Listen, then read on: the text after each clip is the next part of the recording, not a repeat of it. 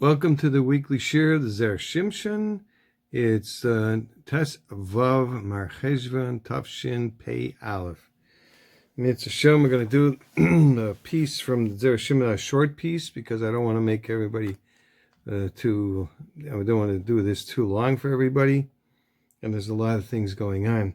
But it's very pertinent. It's Dalit. I picked the one that's very short. So this week's Parsha last week's Parsha was Lech. So Rashi explains in Lech. And first Rashi, it says, L'hanascha l'tayvascha. It's for your benefit and your pleasure. The kan iato zeicha lebanim. Okay, God told Avram in Haran, you're not going to be privileged to children. Like it says in Parshas. It says, Mashma mi pirushai. So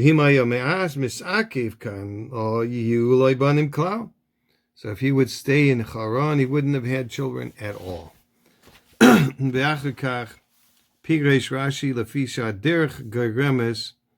Because traveling causes a few things to happen. It diminishes your money, it diminishes your time with your wife. So you can't reproduce very well. So there won't be any progeny.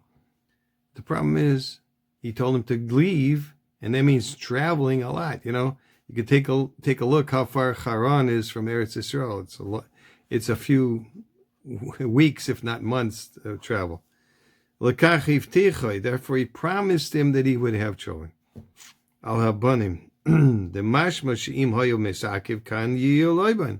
It's in the contradiction is that if he would have stayed here, he would have had children because he wasn't traveling.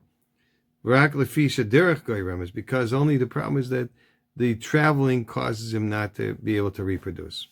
So therefore he has to promise him that he's going to have children. He comes out, Rashi's contradicting himself. That's what all the Meforshim asked. Now, Nira the Taretz, he wants to give a Taretz means a straightening out of the explanation. Why does Rashi say two different things? But Maya Amrina B'Perek Kama the Rosh Hashanah.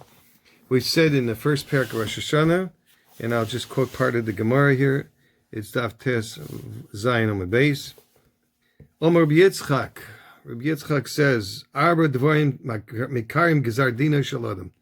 There's four things that rip up the Gezar Din of a person. Ve'elohim.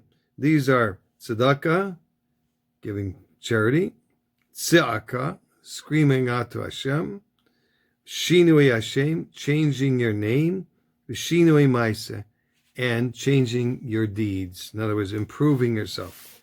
And there's a yesh oimrim, and he brings rise for all these things for psukim. And the yesh oimrim says, af shinui makam. This is what it's got to do with us. That even changing your place, changing where you live.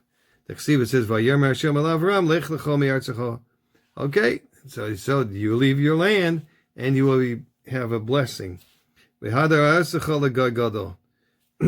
then it says back at the further psukim, it says, "And then I'll make you a great nation." All right, what about the other ones? The other four that don't count this, Shinui Makam. Ahu zechusta de Eretz Yisrael de hanyele.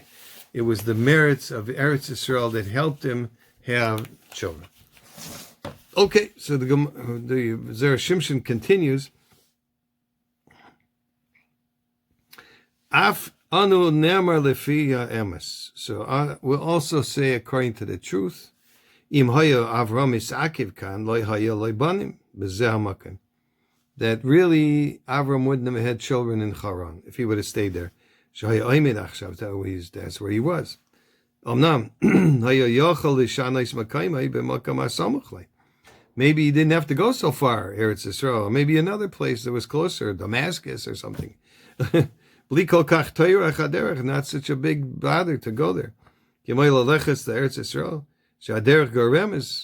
The mute, right? So traveling so far causes a loss of a lot of things, money and fame and not having children. Therefore, he had to promise him that he would have children. Laman de Amar Dashinui Makamaya. According to the one that says that changing your place helps you to have blessings. But you could say that changing the place didn't help at all.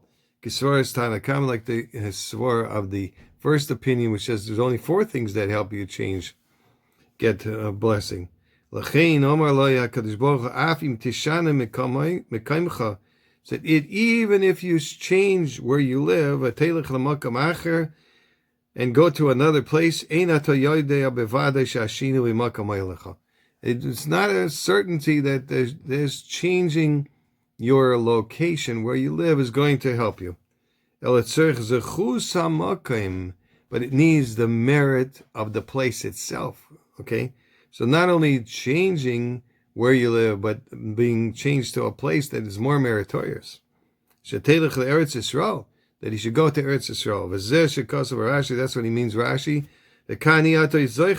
Here, you're not privileged to children. Dafka hazoicha means he's not zeicha to children here, but in Eretz Yisrael, he will be zeicha. Okay, now we have a short segula, which we didn't have last week. So in Parshas Lech, he expresses a very important principle. Rav Aaron Dov Weinberg had a son who had been seeking a zivug for a long time, with no success. When he, Rav Aaron Dov, happened to come across the Sefer Zer Shimshon, and heard about the many Yeshuas that have been experienced by those who made it part of their lives, Rav Aaron Dov decided that he wanted to do something more than just learn the Sefer. He considered the matter for a while, and eventually he contacted Rabbi Yisrael Zoberberg and offered to sponsor the cost of publishing the weekly Niflois HaShimshon newsletter. You have to understand something, Rabbi Yisrael explained to me. I have seen the same story over and over. Many times people find out about the Sefer and begin learning it. They are hoping for a Yeshua, and sometimes it happens right away, but sometimes it doesn't, and then people get frustrated. What I've seen many times is that people who decide to go above and beyond just learning the Sefer, they will actually try to do something for the author, either help publish his Sfarim or sponsor a shir, or send out weekly email and give a shir for themselves. And in so many cases, I've seen that when people go the extra mile, they merit to see salvations of their own. I call it a little Mesiras Nefesh of their own.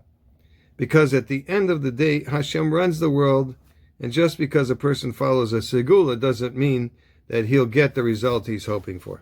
In fact, the Or Chaim HaKadosh on Parshas Lech points out a seeming contradiction involving Avram Avinu. On the one hand, it seemed that Avram and Sarah are blessed with a child because Avimelech davens for them.